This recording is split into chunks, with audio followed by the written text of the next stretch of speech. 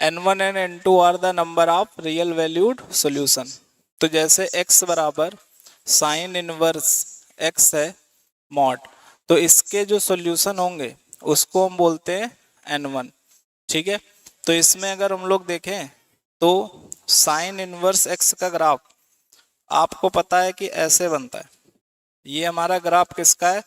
Sign inverse x का, याद होना जरूरी है।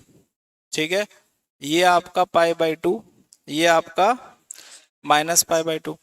अब अगर हम लोग इसमें मॉड लगा देते हैं, क्या लगा देते हैं? मॉड। तो जब आप मॉड लगा देते हो तो इसमें दोनों चीजें क्या हो जाएंगी? ऊपर की साइड।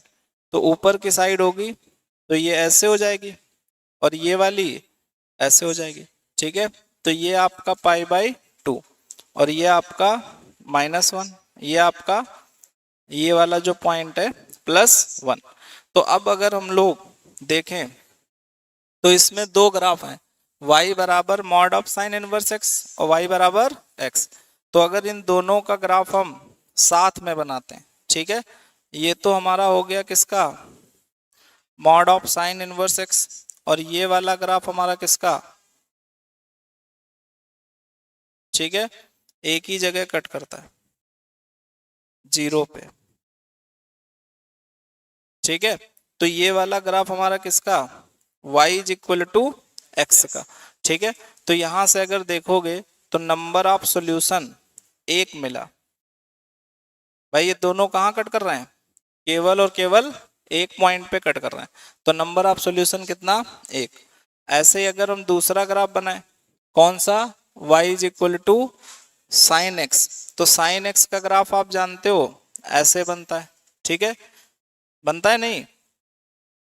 तो इस तरीके से जब बनेगा और आप y is equal to x का ग्राफ बनाओगे तो ये भी आपका कितनी जगह कट करेगा? एक जगह।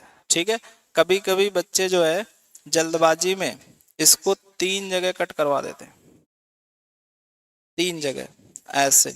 ठीक है, एक पॉइंट ये, एक ये और एक ये, तो ये आपका क्या हो जाएगा? गलत। तो यहाँ पर n2 का सॉल्यूशन भी कितना हुआ? तो n2 भी यहां से हुआ 1।